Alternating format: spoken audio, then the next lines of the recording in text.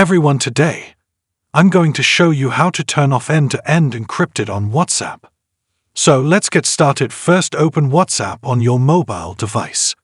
Once you are in, click on the setting option in the bottom right corner of your screen. Click on the Chats option within the Chats section. You'll see an option for chat backup. Tap on it here. You'll find an option called End-to-End Encrypted Backup.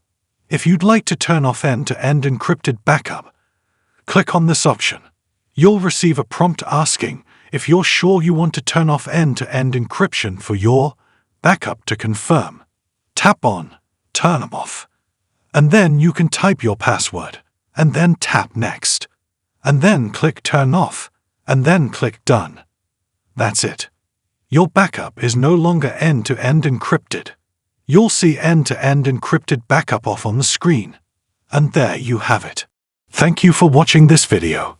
If you want to watch more videos like this, please subscribe to this channel and don't forget to like it.